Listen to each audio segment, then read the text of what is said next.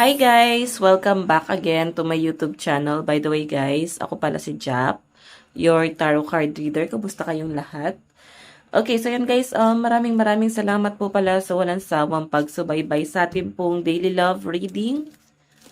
And kung ikaw ay bago pa lang sa ating channel, mag-subscribe na po kayo. Then, i-click mo na rin yung ating notification bell para lagi kang updated sa ating mga bagong upload. And guys, sa mga interested naman sa ating private reading, nasa description box below lang po yung link. Message lang po kayo, okay?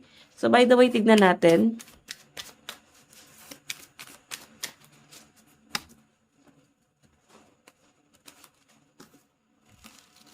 Oops.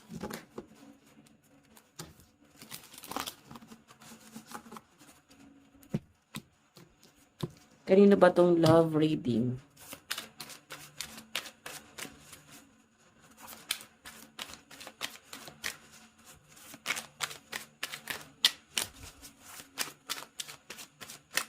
Meron tayong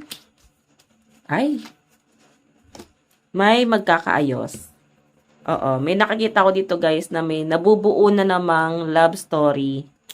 So, I think itong person mo hindi to nakatiis eh. Ayan o. Five of Pentacles. Medyo nagkakaroon siya guys ng mga conflict nitong mga nakaraan. And nakikita ko rin sa kanya na parang hindi kompleto yung araw niya ng walang kayo. Hindi kompleto yung araw niya na parang ganito yung setup niyong dalawa. Like, di kayo nagkakaayos, di kayo nag-uusap. So, nagkakaroon guys ng struggle yung person mo. Again, strength kasi yung energy dyan. Nakikita ko dito guys na parang magkakaayos kayo or makikipag-ayos yung person mo sa inyo. May dito may nakikita ko malalim na usapan na pwede maganap. Pero ito, strength agad yung pinakita. So, Leo energy guys. By the way, balik pa tayo sa reading. Kanina po itong love reading.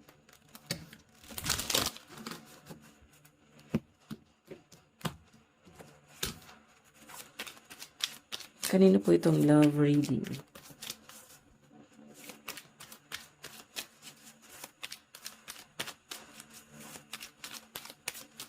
Meron tayong Knight of Wands. Okay. So, guys, nakikita ko dito na mukhang masaya na naman yung person mo.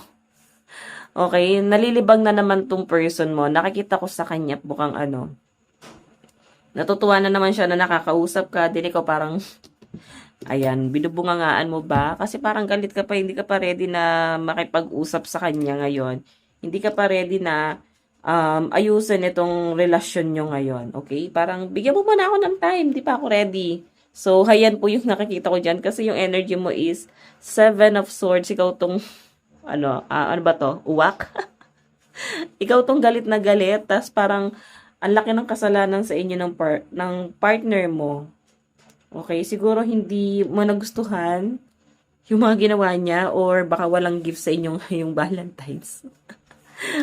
Okay, pero guys, yung person mo nahihirapan ng hindi kayo nag-uusap. So, nakikita ko talaga mahal na mahal ka nitong taon to. Kahit sino ka man ngayon, parang mas tinatanggap niya yon. Tanggap na tanggap niya. Then, again, nakikita ko dito na nahihirapan siya eh. Ayan o, nahihirapan siya rito. Ikaw parang galit ka sa kanya eh. Siya itong nagkakaroon ng matinding matinding pag-iisip ngayon, nag-overthink, nagkakaroon siya ng sleepless night, hindi siya makatulog sa gabi. Hindi ba kayo magkasama ngayon? Tignan natin ha. Ingat lang ingat itong taong to sa mga sasabihin niya, sa mga bibitawan niyang salita sa inyo. Parang as in, ingat na ingat siya dyan.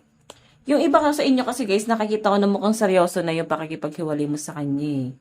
Kumbaga, grabe yung sama ng loob mo talaga dito sa pinapakita sa akin. Ayan o. Sobrang sama ng loob mo sa kanya. I think, matindi yung ginawa niya sa inyo. Parang sising-sisi ka na kilala mo tong tao to. Ay no, parang nagsisisi ka. Ang dami mong pinagsisihan, pinanghinayangan sa panahon, oras na sinayang mo sa taong to. Parang ang dating sa akin, wala ka na pala. Oo, grabe yung regret mo dito. So, napaka-harsh mo naman sa person mo. Kasi yung person mo, guys, mahal na mahal ka eh. Kinikip ka pa rin niya, oh. Mm. Nagagawa niya magsinungaling sa inyo kasi ayaw kanyang mawala, um, ayaw niyang mag-away kayo. And isa siguro yan sa mga um, kinaiinis mo. Okay? Isa yun sa mga pinagsisihan mo, pinanghihinayangan mo, na bakit humahantong kayo sa ganito. Again, parang ang dami niya kasing pinangako sa inyo na hindi naman niya guys tinutupad. So, ang dating sa akin kasi rito, etong taong to, napakasinungaling niya. Kasi, pangako siya ng pangako, di naman niya tinutupad. Ayan. So, again,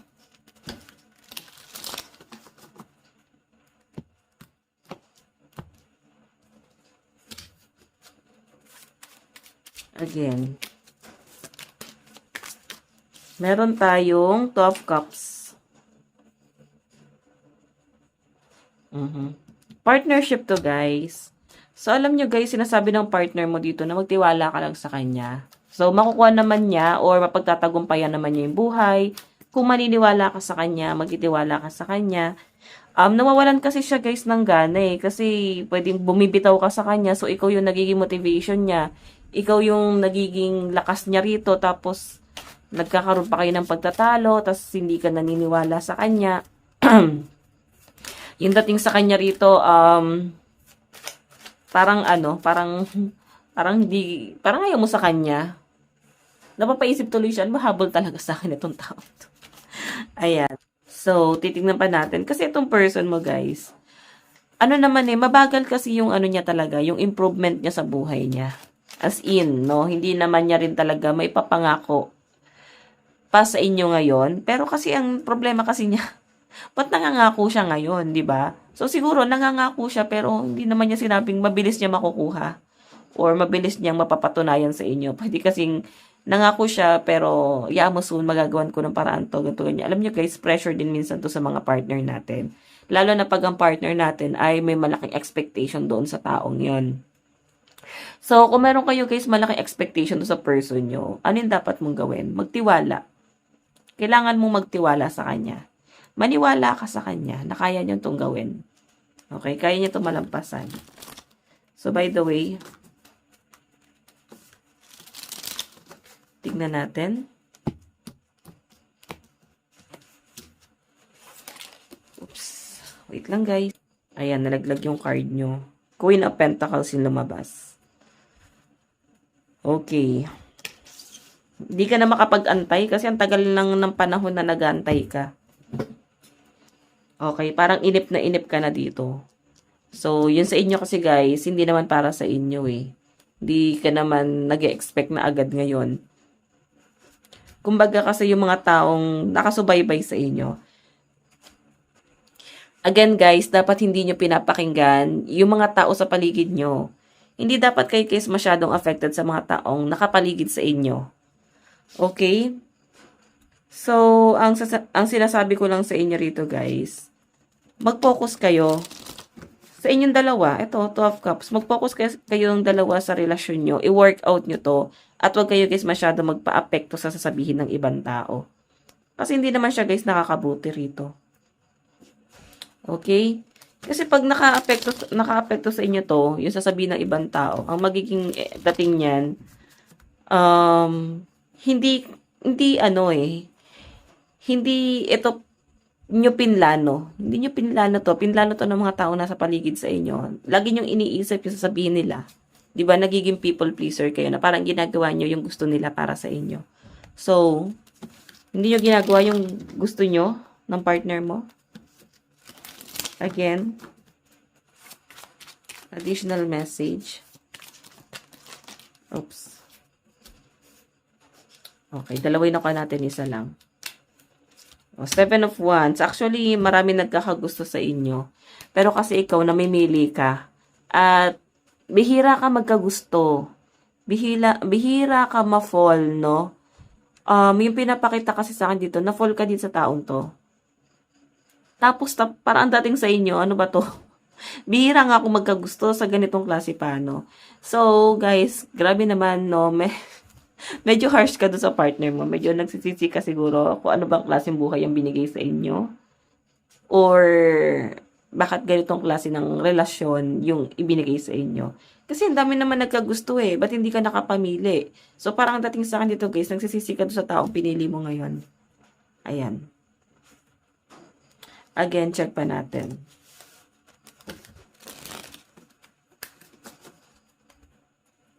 Additional message.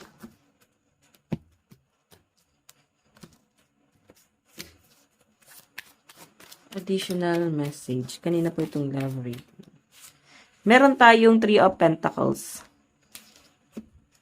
Okay, ayun. May mga pinagseselosan ka din. Inis na inis ka sa kanya. Yung mga selos, yung mga barkada, hindi niya kayang iwasan. Hindi niya kayang magbago yung pagiging cheater niya, guys. Kaya siguro nagsisisi ka kasi parang ang dating sa akin dito, nasayang yung oras mo, yung panahon mo dito sa taong to. Na parang marami sanang nangyari eh. Marami naman nagkakagusto sa inyo tapos nasayang yung oras mo sa kanya. Yun po yung nakikita ko dyan. Oo. So, by the way, check pa natin. Ayan o, parang ang dating kasi sa akin dito, parang hindi na magbabago yung partner mo. Yung iniisip mo sa kanya, walang hindi na ito magbabago. Parang ganyan. So, alam nyo guys, matinding trauma yung binigay sa inyo, iniiwan sa inyo nitong partner mo. Okay, medyo binabagabag ka ng mga masasakit na ginawa niya sa inyo sa nakaraan. Ang dating kasi sa akin dito, na-stuck ka doon sa mga kasalanan niya. Kahit bumawi siya ngayon, hindi mo naman ma-appreciate yon. Kahit gumawa siya ng maganda ngayon, hindi mo na yun matatanaw. Ma-appreciate mo, pero siguro mga 1 minute lang. After that, wala na, no? Balik ka na naman dun sa, sa past. Balik ka na naman sa mga kasalanan niya sa inyo. Alam niyo guys, kung gusto niyo talagang i-work out to, since nandito ka sa relasyon na to. Kasi, isipin mo na lang kung hindi ka willing i-work out to, bakit ka nag-i-stay pa? 'Di ba? So, again, for my opinion, gusto mo pa rin siyang i-work out, pero masakit sa inyo. Ang hirap nang ialis sa isip mo yung mga ginawa niyang kasalanan.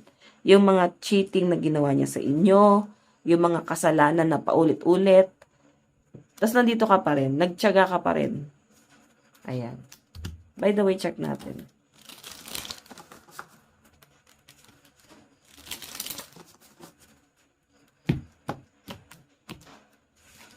Okay. Additional message.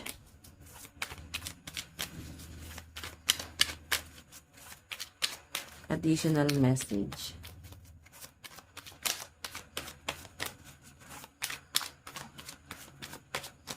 Meron tayong 8 of Swords. Ito siya, stuck siya talaga dun sa, sa relasyon nyo. So, gagawa talaga to ng paraan para maayos kayong dalawa. Kasi nakikita ko yung, yung parang binabagabag siya. Parang nangyayari sa akin. Parang sa nakikita ko dito, guys, na siya, parang nagigilty siya dito na ang dating sa kanya, kailangan niya makipag-ayos. Nababalisa siya ngayon. Kaya nga nandito yung energy ng strength eh. Gustong-gusto niya makipag-ayos talaga sa inyo, guys. Kasi yung energy niya rito, nai-stuck siya, Di siya makatulog, di siya mapakali. So, again, guys, makikipag-ayos to. Pero siguro, baka bigyan mo pa ng leksyon or parusahan. Oo, nasa inyo naman yan, guys. Okay? So, by the way,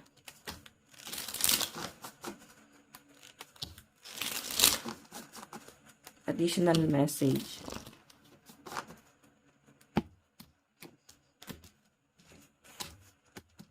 Okay, additional message.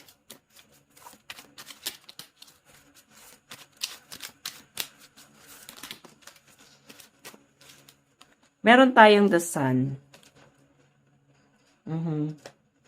So, yung nakikita ko rito, guys, sa the sun, sumabog kay. Pero alam niyo, guys, itong the sun, ito yung pinakamaganda sa lahat ng tarot deck. So, ibig sabihin, yung pagsabog na ginawa mo, yung galit na ginawa mo dito, ito yung nagpagising sa person mo. may na-realize talaga to. As in, natauhan tong person mo na to. Okay? Siguro kasi pinaparamdam mo na talaga sa kanya. Ito, yung energy mo kasi is si Queen of Pentacles. Ito kasi may isang salita na to. Or marunong na to mag-isip. Kumbaga, matagal kayong nagtiis. Kasi mabagal si, si Pentacles, diba? Si Queen of Pentacles. Matagal kang nagtiis. Matagal mong pinaplano to. Matagal mong pinagtyagaan tong person mo hanggang sa nag-decide ka na, wala na. Pagod na ako. Hindi na to worth it. Pinahihirapan na lang ako na tong taong to. Saka siya maghahabol sa inyo, Sagittarius energy. Saka siya guys maghahabol dito. Okay? So, yung malinaw kasi na pinapakita sa akin dyan guys, neto ka lang niya nakita na ganito magalit, or ngayon niya lang nakita na ganito yung reaction mo, na talagang dati nakikipaghiwalay ka on and off, pero this time kasi guys parang medyo serious ka na. Okay? Parang tinototoo mo na talaga. So, by the way, check natin. Additional message.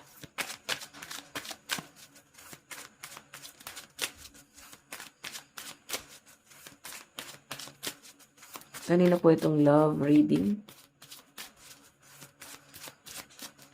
Meron tayong in stillness, you reclaim your power. Ayan. So, yung pinapakita kasi sa akin dito, guys, I think yung katatagan mo to, no? Parang mas lalo ka nagiging malakas. Okay? Mas nagiging confident ka, mas nagiging independent ka. So, habang tumatagal kasi na nandito ka sa relasyon, mas lalo kang na titrain na lumakas. Natitrain na gawin mo yung mga bagay na hindi mo na pala kailangan umasa sa kanya. Kasi ikaw mismo sa sarili mo, kaya mo nang gawin. Oo, ganun ka katatag dito na parang kaya mo nang gawin parehas eh. Ginagawa ng mga babae, ginagawa ng mga lalaki. Kaya mo nang gawin. Kung ikaw babae, parang kaya mo na mag-construction. Kung ikaw naman lalaki, kaya mo na magluto, maglaba. So, di ba? Nandun ka na sa point na may mga bagay ka nang kayang gawin na hindi mo na kailangan ng partner. Hindi mo na kailangan iasa sa partner mo. So, ang dating sa akin dito, parang hindi mo na siya kailangan. Oo. Sisipain mo na siya palayo. Parang okay, so by the way, tignan pa natin. Meron tayong I forgive you for me and for us. Ayun, yung pagpapatawad kasi na ginawa mo, hindi naman to para lang sa kanya eh. Ginawa mo to para sa peace of mind mo, ginawa mo para sa pamilya nyo, ginawa mo para sa sasabihin ng ibang tao. Kasi pinipilit mo talagang magpatawad. Pinipilit mo talaga na pinipilit mo na maayos pa sana.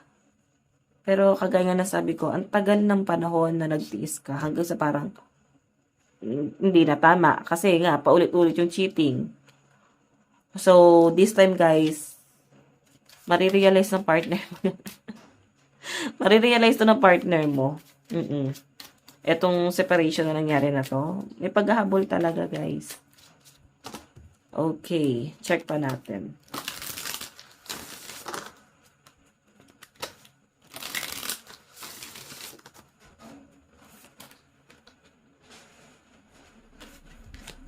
Again, kanina po itong love reading.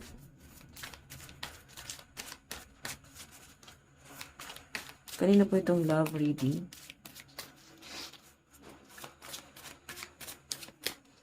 Meron tayong my love for you is endless. Ayun. So, ibig sabihin niya, pagmamahal daw sa'yo ng person mo, hindi naman daw guys talaga nawala yun. Dinagdagan ka lang niya, pero di ka naman daw niya iiwan. So, may mga ganon talagang partner. So, again, ikaw na lang talaga yung susuko sa mga maling ginagawa niya sa'yo. I know, love deserve another chance. So, I think yung second chance na yon is iniisip mo na deserve mong mahalin. Oo. Deserve mong pahalagahan. Pero again, hindi mo kasi nakikita na kaya kang pahalagahan or mahal ka ba ng partner mo? Hindi mo nararamdaman sa kanya eh. Hindi mo nakikita sa kanya yung effort.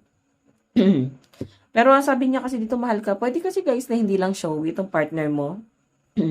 Again, maraming nagkagusto sa inyo. Hindi ka pa nakapamili. Yung pinili mo yung di pa showy. Okay, so again, tignan natin yung nararamdaman niya. Okay.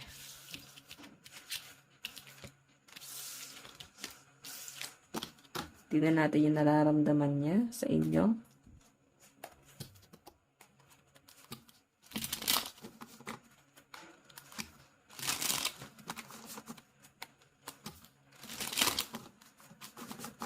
Nararamdaman niya sa inyo.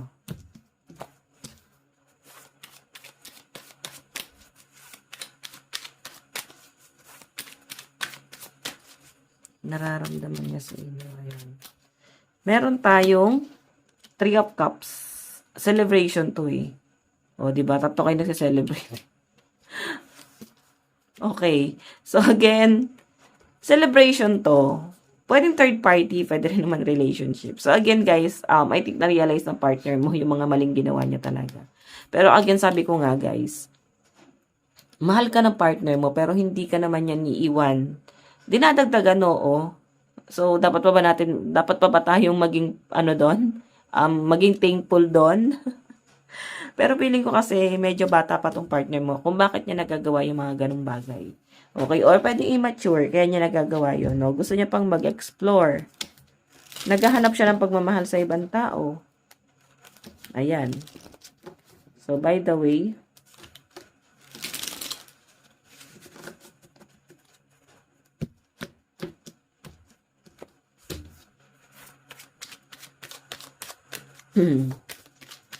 kanina po itong love reading. Meron tayong Justice. So, water sign, Cancer, Pisces, Scorpio, and Libra energy sa side ng person mo. Nakikita ko dito yung matinding regret niya, oh. Oo, sobrang nagsisisi talaga siya na parang bakit ko pang ginawa yon. So, kung babalikan niya talaga yung nakaraan, hindi niya nagagawin to eh. Or, pwede naman gawin pero hindi na siya magpapahuli. Yun lang mali eh, nagpahuli kasi siya.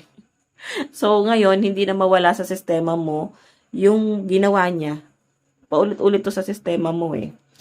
So, again, ang nakikita ko dito, tinatry ng person mo na maging balanse or itama talaga. Pero yun na nga guys, lagi siyang tinatamaan sa inyo. Lagi siyang, lagi kayo nag-aaway.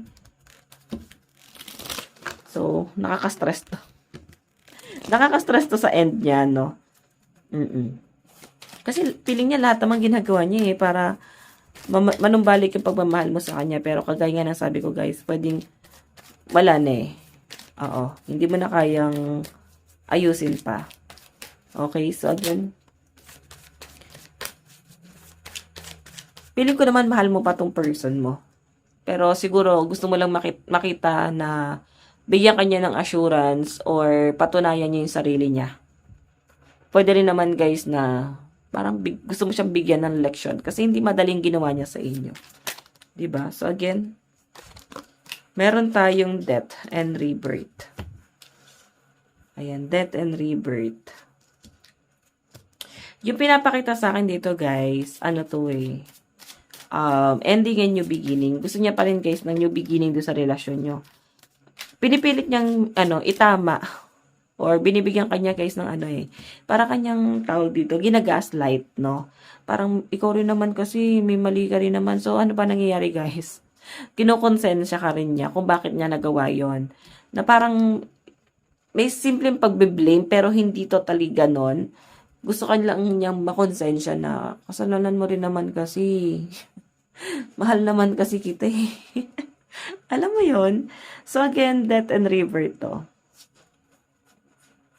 Nakikita ko na gusto niyang maayos talaga to. Sa kahit na anong paraan. Kasi nagsisisi naman na to eh. Oo. Nasa inyo na lang talaga yan. Okay? So, by the way,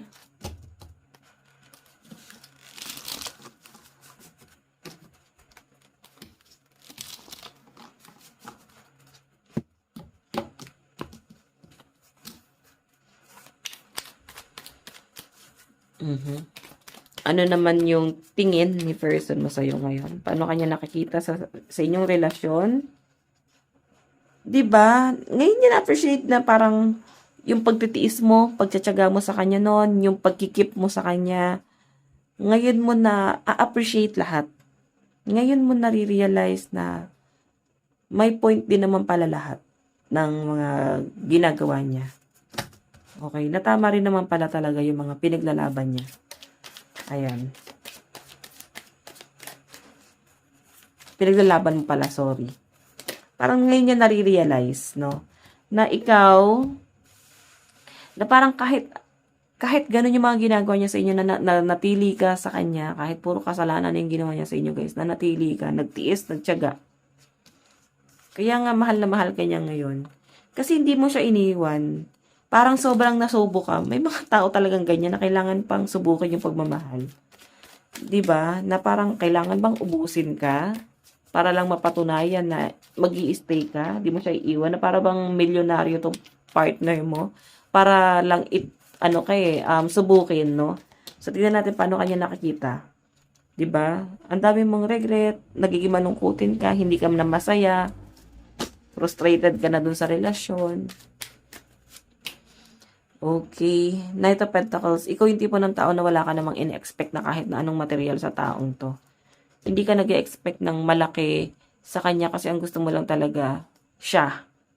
Or maayos yung relasyon nyo. Tipong ma-overcome natin to. Malalagpasan natin to. Basta tulong lang tayo. Mga ganong sitwasyon. Okay. Hindi niya kasi na-appreciate yun eh. Siya yung parang hindi talaga totally na kontento. Ano yung mga plano niya? Ano yung hakbang na gagawin niya para sa relasyon? Meron tayong Page of Swords. Page of Swords. Nakikita ko dito, guys, na itong person mo, nag-iingat siya sa mga sasabihin niya. Ingat na ingat siya na magkamali kasi pwedeng maling kilos niya, maling sabihin niya, pwedeng magagalit ka or hindian mo siya. Di mo na siya kakausapin. Kasi naghahabol siya sa inyo eh. Ayan, Three of Swords. Sobrang naman siya nasasaktan. Sobrang pinagsisisihan na niya, guys. Pwede naman talagang walang third party, pero pwedeng may mga micro-cheating, like may mga nahuhuli kang nakakausap niya. So, depende yan sa inyo, guys. Nag-cheat ba? Pwede kasi ganun eh. Kasi may pinagsisilosan eh. May naging dahilan kung bakit naging ganito. So, nasasaktan din siya rito. Oo. Queen of Wands. Pero guys, ang dating sa kanya, mukhang ikaw daw yung may mga maraming kinausap or nag-cheat ka rin ba before? Marami ka rin kinausap before? Ganon. Yung nakikita ko kasi rito, guys, na possible na gawin niya rito, ingat na ingat siya sa mga sasabihan niya sa inyo. Kasi ayaw ka na niyang masaktan. Ayaw ka na niyang pahirapan pa. Okay, then, Queen of Wands to. Nakikita ko yung yung pag-aantay niya ngayon. Pero masaya siya na kahit paano may progress na kinakausap mo na siya. Ayan. Unlike before na naiiyak ka pag kinakausap mo tong taong to kasi nasasaktan ka pa rin. Again, meron tayong need time to heal right now. Right now, I'm in a space where I need to focus on my healing and my self-love. This isn't about you, it's about me, diba? You're my soulmate. Soulmate mo pala, kaya pala medyo conflict. It must be written in the star because you must. Definitely, you are my destiny. We belong together. So, parang may kantang ganun, no? We belong together. Always be there. Parang may kanta yun, Don't Lie to Me, no? Yun. Parang may kanta tuloy. May movie. Oo, na-addict ako sa palabas na yun before. Dati parang high school. High school ba ako nun? Oo. So, by the way, Korean novela, no? Korean novela. Message niya sa inyo. I lost myself for a little while. So, nawawala siya sa sarili niya. And I feel you even though we are apart. So, ramdam ka naman niya kasi kahit di kayo magkasama, baka lagi naman kayo magkausap. Zodiac sign. Capricorn, Libra, Sagittarius, and Scorpio. Meron tayong Sagittarius, Libra, Scorpio, Virgo, Cancer, and Aquarius energy. Ayan yung mga, ayan, may Cancer pala. Ayan yung mga energy ng person nyo. Okay, yung mga malalakas na zodiac sign. Okay. Ano naman yung nararamdaman mo kay person? 'Di ba? May chance eh. Basta magbago lang siya. Naiisip mo rin siya. Nakikita mo rin yung improvement niya, guys. Nag-aantay ka rin talaga ng pagbabago. Pwede rin naman na maayos pa to, pero inaantay mo rin talaga yung pagbabago niya. Nakikita mo rin naman na nag-i-improve din naman sa kanya. Oo. So, again, ayan, tulala ba tong partner mo? Kasi parang ano eh, malungkot siya ngayon. Ano yung mga dapat mong gawin? The Wheel, Page of Swords. Okay? So, Wheel of Fortune kasi is mag-move on ka na sa nakaraan. Hindi na siya, guys, makakabuti. Kung para lang sa inyo, guys, tanggalin mo na yon. Isipin mo na lang yung pamilyang binuo nyo. Okay? Isipin mo na lang na ito yung pinaka-main focus mo kung bakit kailangan mo siyang ayusin. Or kung gusto niya pa, guys, ayusin talaga. Isipin mo na lang na dahil na lang dito kung bakit nyo siya gustong ayusin. Though yung iba kasi sa inyo, guys, ay bumitaw eh. Mahal nyo kasi talaga. Zodiac sign, Aquarius, Libra, Pisces, Gemini, Taurus, and Capricorn. Pisces, Gemini, Aquarius, Cancer, Libra, and Scorpio energy. Ayan. So, by the way, tignan natin in the near future saan papunta. Last one. Isang card. The future, I daydream about our future together. Going on adventures and growing old together, I want it all. So, ayan, ikaw na yung gusto niyo makasama. Feeling ko, siya pa rin yung endgame mo. Maayos at maayos niyo pa rin talaga to, guys, no? So, by the way, guys, ito lang po ang inyong daily love reading. Bukas po ulit. God bless and love you all. Bye-bye.